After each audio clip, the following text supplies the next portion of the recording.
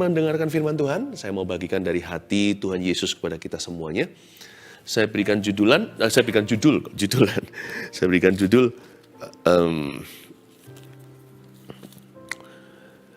pilihan hidup yang menentukan kepuasan batin. Kita buka Mazmur pasal pertama. Ambil catatan ya. Pilihan hidup yang menentukan kepuasan batin.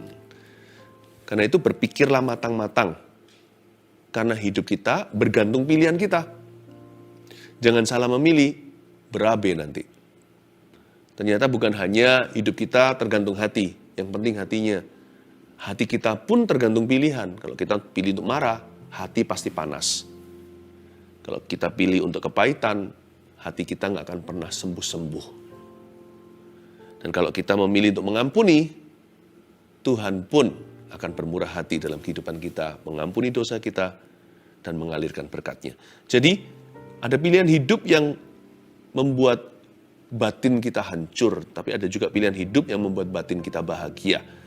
Kepuasan batin itu seperti apa? 2 ayat saja hari ini, tapi saya mau operasi besar 2 ayat ini. Mazmur pasal pertama, jalan orang benar dan jalan orang fasik. Ayat 1 dan 2 bunyinya, berbahagialah orang yang tidak berjalan menurut nasihat orang fasik, yang tidak berdiri di jalan orang berdosa, dan yang tidak duduk dalam kumpulan pencemooh, tetapi yang kesukaannya ialah Taurat Tuhan, dan yang merenungkan Taurat itu siang dan malam. 2 ayat saja, tapi saya mau dalam-dalam. Saya ajak Anda untuk lihat setiap kata, bukan hanya per kalimat. Dimulai dengan kata berbahagialah. Bahasa Indonesianya berbahagialah, tapi bahasa Inggrisnya blessed is the man. Kalau di bahasa Indonesianya happiness, di bahasa Inggrisnya blessedness. Orang yang happy, diberkati, bergembiralah karena Tuhan, maka Tuhan memberikan apa yang diinginkan hatimu. Tuhan mencintai orang yang suka memberi dengan sukacita. Bukan hanya itu saja, hati yang gembira adalah obat, tapi semangat yang patah keringkan tulang. Tetapi, orang yang diberkati juga pasti akan happy. Karena dia memilih untuk tidak melihat selokan-selokan kehidupan, dia memilih untuk lihat jalan utama. Orang yang diberkati Tuhan itu bukan secara materi saja. Dan berkat nomor 1 itu bukan materi sama sekali. Bisa saja kita miskin, tapi berbahagialah orang yang miskin di hadapan Allah. Karena mereka lah yang mempunyai kerajaan sorga. Nggak bergantung dengan physical possession, tidak bergantung dengan benda dan barang. Tapi orang yang diberkati jiwanya, a blessed soul is a happy one. Orang yang diberkati jiwanya, orang itu pasti bahagia. Orang kalau diberkati nggak akan mengeluh, nggak akan ngomel meluluh, nggak akan menggerutu. Orang itu akan penuh dengan syukur. Ya, Indonesia Inggrisnya saling melengkapi ya. Blessedness, happiness. Berbahagialah dan diberkatilah. Orang yang tidak berjalan menurut nasihat orang fasik dan sebagainya. Tapi dalam bahasa Ibraninya, catat ini. Kita belajar Bible study. Kita berikan, ini juga seperti Bible study ya, untuk menambah ilmu pengetahuan kita akan Alkitab. Kata berbahagialah dalam bahasa Inggrisnya itu, dalam bahasa Ibraninya Anda catat, E-S-H-E-R, Esher. Saya ulang, E-S-H-E-R. Nah, akar kata Esher dalam bahasa Ibrani itu artinya kepuasan batin ternyata. Dalam ya, berbahagialah di sini artinya puaslah batin orang yang tidak berjalan menurut nasihat orang fasik, yang tidak berdiri di jalan orang berdosa, dan yang tidak duduk dalam kumpulan pencemooh. Puaslah batin orang itu. Kepuasan batin. Selain itu artinya juga lurus dan benar, straight and right. Orang itu lurus dan benar. Lurus dan benarlah orang yang tidak berjalan menurut nasihat orang fasik. Enak kan? Hidupnya tidak ada tikungan, tidak menyimpang ke kiri dan ke kanan. Hidupnya jelas-jelas dalam poros kehendak Allah. Orang yang seperti ini, gak bengkok hatinya, puas batinnya. Ya. Dan orang kalau sudah dipuaskan oleh Tuhan secara batinnya, dia gak akan tertarik sama jalan dosa. Dia gak akan mengisi hidupnya dengan benda hampa. Orang kalau kita ini tidak mengisi hati kita dengan Kristus, biasanya manusia akan cenderung mengisinya dengan sesuatu yang merugikan, sesuatu yang berdosa, sesuatu yang sia-sia, hampa, dan ujungnya mendatangkan perasaan bersalah. Berbahagialah di sini artinya puaslah batinnya orang yang tidak berjalan menurut nasihat orang fasik. Dan kata berbahagia di sini dalam bahasa Ibraninya itu konotasinya majemuk atau plural. Ya. Berarti bahagia yang dimaksudkan di sini itu multiplikasi. Ditambah-tambahkan semakin Tuhan. Mereka akan berjalan makin lama makin kuat hendak menghadap Allah di Sion. Barang siapa mempunyai, kepadanya ditambah-tambahkan supaya dia memiliki lebih banyak. Tapi barang siapa yang punya sedikit, apalagi pelit, daripadanya diambil yang sedikit sehingga tidak punya apa-apa. Give, it will come back to you. Berikan, maka akan diberikan kepadamu. Takaran yang kau kenakan, itu akan dikenakan kepadamu. Luar biasa sekali. Orang itu kalau batinnya benar, kalau hatinya benar sama Tuhan, hatinya lurus maksudnya. Puas batinnya. Bukannya dia akan dibuat Tuhan, kebahagiaannya akan dimultiplikasi oleh Kristus di dalam hidupnya. Hatinya itu makin lama makin tenang, hendak menghadap Allah di Sion. Orang kalau percaya sama Tuhan, makin percaya. Orang kalau sungguh-sungguh sama Kristus, semakin sungguh-sungguh lagi. Damai, sejahtera, sukacita, kasih itu tidak sementara, tapi berkepanjangan. Makanya di situ plural, majemuk, berbahagialah.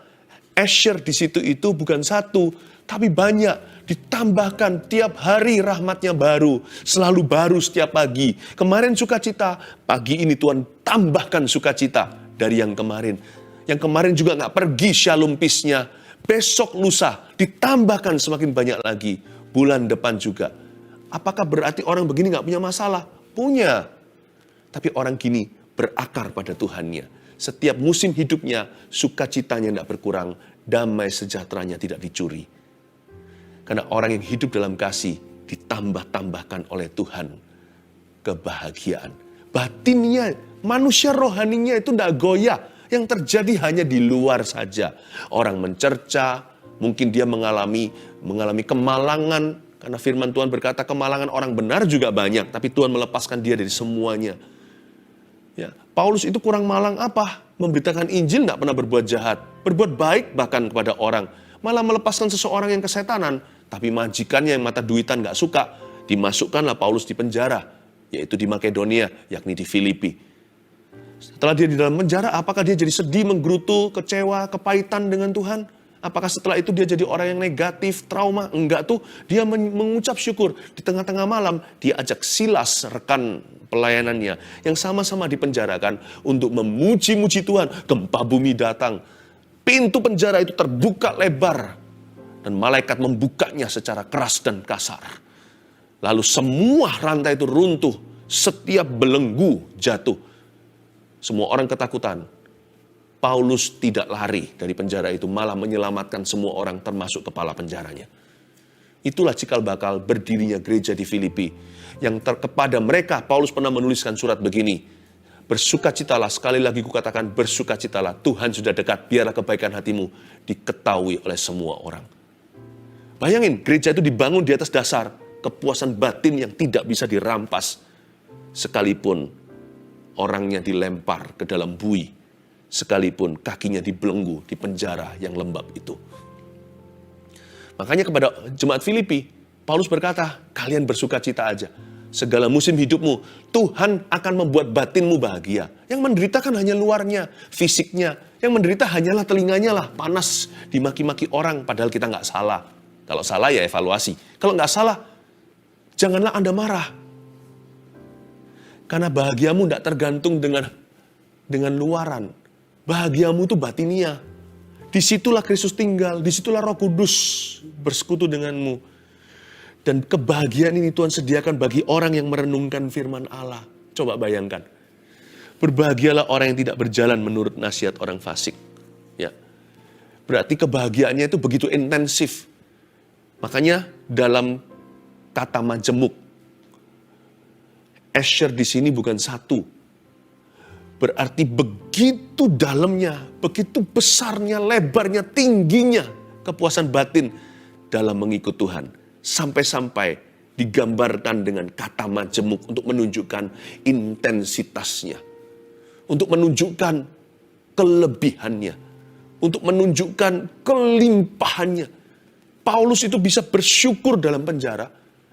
Sampai dia menolong orang lain loh yang bebas. Kepala penjara kan tuan di bui itu. Malah Pauluslah yang menyelamatkan. Saking kelebihan, tidak defisit kasih. Paulus itu kelimpahan sukacita dan damai sejahtera. Dia bisa bagi-bagikan dan pinjam-pinjamkan. Sampai-sampai orang-orang satu penjara dengan dia meskipun tidak dicatat di Alkitab. Saya yakin apa yang terjadi malam itu berdampak. Demikianlah orang yang merenungkan firman. Apa yang terjadi di dalam hidupnya di luaran sana tidak bisa menjamah manusia batinianya. Berbahagialah Asher, puaslah batin orang itu, karena hatinya lurus dan benar di hadapan Kristus. Bahagianya itu begitu banyak dalam jiwanya bisa dibagi kepada sesamanya. Begitu intensifnya, begitu multiplied, begitu limpahnya. Haleluya. Lalu berikutnya saya baca sekali lagi. Berbahagialah orang. Orang di sini tidak dikatakan berbahagialah bos itu, berbahagialah si kaya, berbahagialah si jenius, berbahagialah si raja. Enggak, sama sekali tidak merujuk kepada profesi tertentu. Ada orang berkata, andai kata aku jadi orang kaya, aku pasti bahagia. Pasti puaslah hidupku. Andai kata aku punya jodoh hari ini, aku enggak sendiri. Enggak pernah dikatakan berbahagialah orang yang single, atau orang yang married, yang sudah punya pacar atau pasangan hidup. Enggak pernah. Tapi netral, berbahagialah orang. Berarti siapapun dalam profesi apapun, asal halal dan benar, you and I, kita bisa berbahagia dan bisa puas batin kita. Baik sekarang yang belum ada gandengan, masih jomblo maksudnya, jangan jadi jomblo yang ngenes. Berbahagialah karena engkau utuh selama firman ada dalam batinmu. Happy-mu tidak kurang, tidak ada lobangnya. Tidak ada cuilannya. Kalau Tuhan Yesus tinggal bersama denganmu, bahagiamu penuh. Jangan berkata kalau aku kaya, andai aku kaya. Asyik sekali kalau aku bisa beli itu dan beli ini. No, berbahagialah orang. Jangan tunggu kondisi hidupmu berubah. Jangan tunggu sembuh baru berkata aku bahagia. Dapatkah Anda berkata kasih Yesus cukup bagiku? I'm happy as I am today. Aku bisa sekarang juga puas batinnya dalam kondisiku yang kurang sempurna atau jauh dari sempurna atau nggak akan pernah sempurna bagi orang yang nggak pernah puas hati, nggak pernah berterima kasih. Berbahagialah orang, netral di situ. Blessed is the man, happy is the man, Asher is the man, puaslah batin orang itu. Jadi ternyata dari dua kata aja belum satu kalimat kita bisa mengambil kesimpulan bahwa kebahagiaan seorang manusia itu terletak pada hubungannya yang mentah dengan Allahnya. Tidak terjamah dengan barang, benda, materi, dan dunia. Your happiness is on the inside. Di dalam hati. Buktinya, orang kaya sekalipun kalau tidak takut akan Allah, apa yang dia miliki semuanya tidak bisa mengisi hampa hatinya. Kayaknya di dalam hatinya memang ada lubang. Ada satu bolong begitu, yang bentuknya adalah Kristus dan hanya Kristus yang bisa isi di sana. Jadi dari sini kita tahu bahwa everyone can be happy when we find Christ. Siapapun di antara kita bisa berbahagia kalau kita menemukan Kristus. Dan kalau kita hari ini sudah Kristen apalagi, kenapa kok kita menggerutu melulu? Jangan-jangan setelah kita terima Kristus, habis manis, sepah dibuang. Kita merasa kalau Tuhan tidak bisa memberikan kita segala yang kita inginkan. Lalu kita buang dia, kita tinggalkan, kita jauhi. Jangan loh. Tuhan tetap sumber bahagiamu. Sekalipun Tuhan tidak menjawab semua doa, tidak memberikan segala sesuatu yang kita inginkan. Ingatlah, berbahagialah orang yang kesukaannya ialah Taurat Tuhan. Your happiness depends wholly and solely. Kebahagiaanmu bergantung penuh dan bergantung satu-satunya kepada hubunganmu dengan Allah. Blessed is the man yang tidak berjalan menurut nasihat orang fasik, yang tidak berdiri di jalan orang berdosa, dan yang tidak duduk dalam kumpulan pencemooh. Anda perhatikan nggak? Di satu ayat ini ada bunyi yang tidak, dan yang tidak. 3 kali disebutkan. Yang tidak, dan yang tidak. Jadi ternyata ada kalimat seperti ini. Walk not, stand not, sit not. Ada hal-hal tertentu yang tidak akan dilakukan oleh orang-orang yang berbahagia dengan Tuhannya. Ada hal-hal tertentu yang tidak akan pernah dilakukan oleh orang-orang yang diberkati oleh Tuhan. A blessed man will not do these things. Apa aja? Ada jalan yang tidak akan dia pernah jalani. Karena dia takut akan Tuhan. Ada tempat berdiri yang dia nggak akan berdiri di sana sampai dia mati. Hanya karena dia mengenal Tuhannya. Dan ada tempat duduk, dia nggak akan duduk di situ, dibayar berapapun dia nggak mau. Hanya karena dia adalah anak Tuhannya. Karena jiwanya diberkati, dia nggak mau hal-hal itu. Karena dia mengenal Tuhannya, dia nggak mau ada di sana. Karena dia merasa puas dengan Tuhan Yesus, dia nggak perlu apa yang dunia bangga-banggakan dan apa yang iblis tawarkan. Yang tidak, dan yang tidak. Sits, walks not, stands not, and sits not. Saya melihat 3 hal ini sebagai sifat orang yang diberkati oleh Tuhan. Kalau Anda diberkati oleh Tuhan, Anda tidak akan mau berjalan menurut nasihat orang fasik. Kalau Anda mengenal Tuhan Yesus, Anda tidak mau berdiri di jalan orang berdosa. Kalau Anda adalah anak Tuhan, Anda tidak mau duduk dalam kumpulan pencemooh. Pasti nggak tahan. Entah mereka yang nggak tahan sama Anda atau Anda yang nggak tahan di tengah-tengah mereka. Mengenal Tuhan itu, datang bersama dengan itu adalah komitmen yang nyata. Kalau jiwamu milik Kristus, Anda tidak akan tahan dengan 3 hal ini. Nasihat orang fasik, jalan orang berdosa, dan kumpulan pencemooh.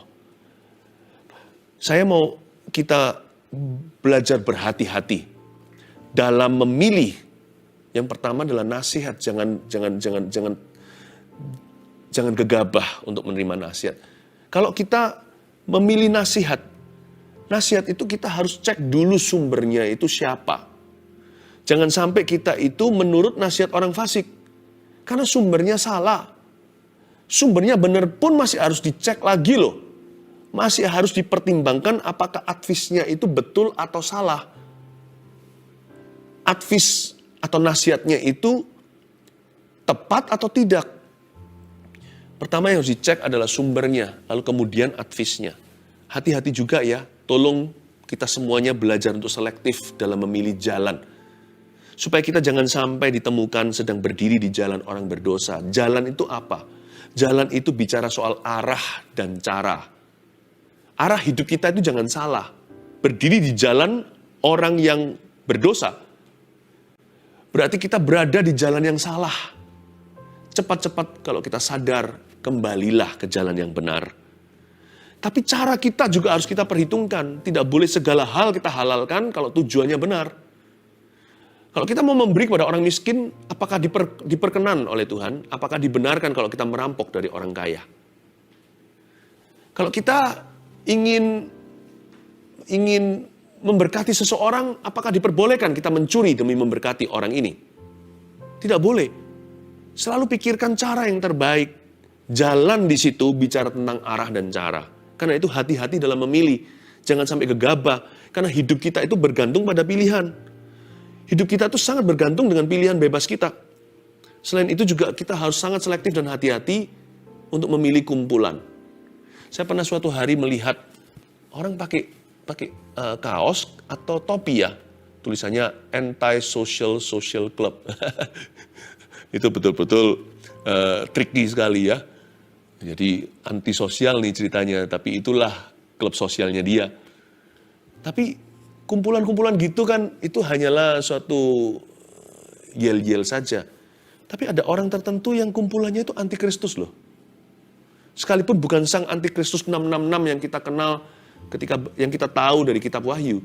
Tapi roh antikristus sudah ada di mana-mana. Kok bisa ya anak Kristus tahan di kumpulan antikristus atau antikristen? Sama saja. Antikristus pasti antikristen. Antikristen pasti antikristus. Kok bisa ya kita tahan di tengah-tengah orang-orang yang suka jelek-jelekan anak-anak Tuhan. Suka menggosip, suka memfitnah. Sedangkan Anda sendiri anak Tuhan. Kok bisa ya kita tahan di tengah-tengah orang-orang yang menjelek-jelekkan Bapak Sorgawi kita. Bukan berarti kita disuruh benci. Enggak. Mereka adalah ladang misi, kita doakan. Tapi jangan menjadi pasangan yang sepadan. Jangan menjadi satu kuk dengan orang yang tidak beriman. Bukan berarti kita lebih rohani, kita lebih suci. Enggak. Kita doakan mereka, kita minta belas kasihan. Tapi jangan makan sedap-sedapan bersama-sama dengan mereka, semeja maksudnya. Bukan makan beneran harafiah, makan semeja kalau kita diundang dengan seseorang, di situ ada campur baur, ada anak Tuhan, ada bukan. Ya kita nggak punya pilihan. Tapi kalau fellowship itu kan lain. Fellowship itu sudah menikmati the company of others, atau sudah saling menikmati sebuah persahabatan. Itu sebuah persekutuan. Kok bisa ya anak-anak Tuhan tahan di tengah-tengah kumpulan antikristus maupun antikristen? Kalau saya sih nggak tahan. Saya pernah sih dalam kumpulan seperti itu, mereka jelek-jelekan hamba Tuhan. Saya tahu di luar sana ada uang palsu, tapi bukan berarti nggak ada uang asli. Tapi ada orang yang negatif melulu, yang pesimis. Mereka yang hanya bisa melihat satu sisi, yang trauma dan benci. Orang-orang yang pokoknya negatif. Waktu begitu ya saya diam aja dulu awal-awal. Saya ngalah-ngalah, sabar. Gak tahan itu gejolak dalam diri saya. Bukan mau bela sih, tapi kalau anak-anak Tuhan dicemoohkan, karena ini kumpulan pencemooh kan, saya pasti akan ngomong sesuatu, karena saudara seimanku.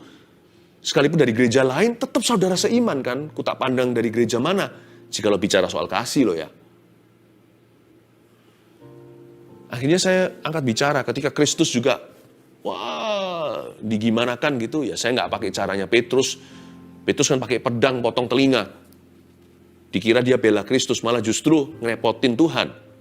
Tuhan harus pasang kuping orang itu lagi.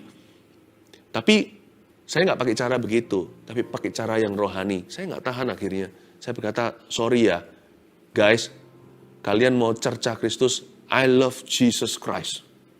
Saya bilang gitu, aku cinta Yesus Kristus. Dan mereka lihat saya dengan mata yang begini, kayak aneh lu, ini orang fanatik atau apa. Ini zaman-zaman dulu nih, itu saya masih sekolah. Lihatin saya dan aneh, lalu saya dihindari. Mereka sendiri yang nggak tahan. Jadi sekarang tinggal cepat-cepatan. Kalau mereka dulu yang nggak tahan, ya sudah, bagus mereka meninggalkan saya. Paling mereka mencerca saya sekarang. Nggak apa-apa, biar saya ikut menanggung noda karena nama Kristus. Tapi kalau mereka masih tahan sama saya yang nggak tahan sama mereka, saya pasti akan permisi dan pergi. Tinggal kuat-kuatan siapa yang tahan. Kok bisa ya ada orang duduk di kumpulan pencemooh berbulan-bulan? Baik itu adalah hobi mungkin, nggak ada yang salah dengan aktivitas ini, contohnya sepedaan, olahraga, apa. Tapi dengan kelompok orang-orang itu, yang ngomongnya melulu lewat kata-kata mereka yang cabul, mengkhianati istri sendiri, padahal belum berbuat sesuatu secara fisik, hanya dalam pikiran dan perkataan. Kok bisa tahan bulanan dengan orang-orang begitu? Ya tapi mau tobatkan mereka, kenapa setelah berbulan-bulan mereka nggak tobat-tobat? Jangan-jangan sudah mulai kumpulan itu jadi nikmat. Kok bisa? Saya nggak ngerti. Pilih-pilih nasihat. Pilih-pilih jalan. Arah dan cara. Jangan halalkan segala cara, karena tujuannya benar. Dan pilih-pilih kumpulan. Bukan jadi orang eksklusif, ya enggak. Makanya saya paling suka bersekutu dengan saudara seiman. Sekalipun mereka nggak sempurna, saya nggak sempurna. Besi menajamkan besi, manusia menajamkan manusia. Kami menjadi semakin seperti Kristus gara-gara satu dengan yang lainnya. Tapi gimana pun juga dengan saudara seiman. Yang terburuk di antara saudara seiman pun, yang paling kurang maksud saya. Bukan yang pura-pura saudara palsu. Tapi saudara seiman sejati, tapi yang paling lemah di antara mereka, yang paling kekanak-kanan, masih jauh lebih sedap daripada sedap-sedapannya orang berdosa. Sama saudara sendiri itu lebih indah kelemahannya daripada kelebihan musuh. Kenapa kita bisa sabar di tempat yang harusnya kita tegas? Kenapa kita tidak sabar dengan saudara seiman? Maunya meninggalkan gereja dikit-dikit, kita tersinggung dikit-dikit, kita nggak bahagia, kita nggak happy. Sudah. Tapi sama orang-orang yang mencerca, mencemoohkan Tuhan, kita bisa tahan. Aneh ya, manusia itu terbolak-balik prioritasnya. Makanya itu nggak bahagia, batinnya kacau. Hati-hati pilih semuanya ini. Ya. Nah, kita baca dulu ayat 2, nanti saya kasihkan rangkumannya. Tetapi yang kesukaannya ialah Taurat Tuhan. Dan yang merenungkan Taurat itu siang dan malam. Nah, ini dia kesukaannya. Kata kesukaan di situ, supreme joy. Ya, supreme happiness. Yang kesukaannya ialah Taurat Tuhan. Mau tahu kita ini orang seperti apa? Gampang. Tanya ini, what makes me happy? Apa yang membuat saya happy? Dari situlah Anda bisa mengenal diri sendiri. Anda mau tahu orang lain gimana? Gampang. Cari tahu aja satu hal ini. Apa yang buat orang itu bahagia? Kita akan menemukan orang yang egois kalau alasan-alasan bahagia dia semua berpusat pada dirinya. Aku happy kalau kamu layani aku. Bahkan dalam pernikahan pun tidak sedikit yang menghancurkan pernikahannya dengan attitude seperti ini. Sang istri pokoknya harus layani semua kemauan suami. Ya kan? Kenapa? Tidak masa itu, masa ini, dikritik kanan kiri, pokoknya nggak pernah bagus deh, pokoknya nggak pernah betul. Atau sang istri yang selalu menuntut suaminya, kok nggak seperti suami tetangga. Kaya, berhasil, mapan, ini itu, terus tuding, terus tunjuk. Suami seolah-olah suatu objek untuk membahagiakan, memuaskan, dan membanggakan dia. Kalau seperti ini, hancur deh pernikahannya. Kalau nggak mau berubah. What makes you happy today? Apa yang membuat Anda bahagia? Coba tanya itu sendiri. Tapi orang ini, pemazmur berkata, dia paling happy sama firman Tuhan. Kalau Tuhan dan firman-Nya menjadi bahagiamu yang tertinggi, selain itu, sampai-sampai juga menjadi kesenangan seperti hobi. Kalau Anda temukan orang seperti ini, segera nikahi. Begitu ceritanya. Kalau memang sudah waktunya menikah. Kalau Anda mau cari pasangan hidup ya, pacar dan sebagainya, dari teman, dari antara teman-teman yang begitu banyak, cari orang yang jadikan Tuhan itu supreme joy-nya, atau jadikan dia bahagianya tertinggi. Bahkan Tuhan itu jadi kesenangan, bahkan seperti hobi, suka dengarkan firman, suka ke gereja, suka pelayanan, udah asal orang itu asal orang itu juga tanggung jawab dengan kehidupannya. Udah gak usah lagi menoleh ke kiri kanan. Marry him. Or marry her. Hire him. Kalau Anda mencari staf karyawan, rekrut orang itu. Kalau Tuhan jadi supreme joy atau kebahagiaannya tertinggi, berarti orang itu tidak akan steal from your money. Karena uang tidak bisa membuat dia bahagia. Dia gak akan mencuri dari keuangan Anda. Sekalipun tetap ada sistem untuk menjaga. Anda bisa separuh sudah lebih tenang. Hire him. Ya. Dan kalau Anda melihat seorang tuan majikan yang seperti itu, kerjalah di bawahnya. Saya yakin masa sejahtera dan damai sejahtera akan tiba dalam karirmu. Di bawah orang-orang begitu. Itu maksudnya. Yang supreme joy, supreme happiness atau kebahagiaan tertingginya ialah Taurat Tuhan, dan yang merenungkan Taurat itu siang dan malam. Baca Alkitab itu gak usah banyak-banyak. 2 kali sehari aja. AM/PM maksudnya, siang dan malam direnungkan seharian. Tuhan itu tidak lagi menjadi paksaan buat saya. Kalau saya senang sesuatu, saya nggak usah dipaksa seperti anak muda. Mau main game online atau apa tuh, yang hari-hari ini buat kecanduan. Nggak usah disuruh, bahkan mereka rela nggak tidur, nggak makan. Bukan hanya AM/PM, seterusnya tidak ada breaknya. Kalau Tuhan menjadi kesenangan, udah nggak dihitung lagi. Saya baca Alkitab berapa banyak? Karena pasti banyak. Menyembah berapa lama? Saya pasti lama. Itu dia yang menjadikan Tuhan kesukaannya, yang merenungkan Taurat itu siang dan malam. Ya, kalau kita seperti ini, jalan kita arahnya benar. Sebab kalau enggak ya arah kita salah itu, sin is also progressive. Tidak ada orang jatuh semalam, itu enggak ada. Dia progresif sih. Progresif. Pertama-tama dia mulai menuruti nasihat orang fasik. Mulai dia entertain di idea, mulai dia pikirkan. Lalu mulai dia berdiri di jalan orang berdosa. Arahnya mulai salah, pasti arahnya mulai salah. Selingkuh contohnya. Dia nggak tiba-tiba perselingkuhan terjadi, itu enggak. Itu pasti terjadinya dari sisi kiri dan kanan. Dari depan belakang, begini maksud saya. pasti terjadi erosi perlahan-lahan sampai dia duduk dalam kumpulan pencemooh, terjadi agreement, atau terjadi persahabatan, atau terjadi persetujuan. Pasti dari sisi sini, ada sorokan yang tersembunyi di antara pasangan sejoli, di antara suami istri itu. Pasti ada sorokan tersembunyi, pasti ada yang namanya penurunan drastis dalam ketransparanan. Handphonenya atau apa tertentu tidak boleh dibuka. Pasti ada begitunya. Lalu di sebelah sana pasti ada growing attraction atau daya tarik yang semakin menjadi-jadi dan semakin mengkristal. Nggak mungkin dia berani jikalau tidak disambut sebelah tangan. Jikalau tidak disambut dengan tangan di sebelah sana, tidak mungkin orang itu berani.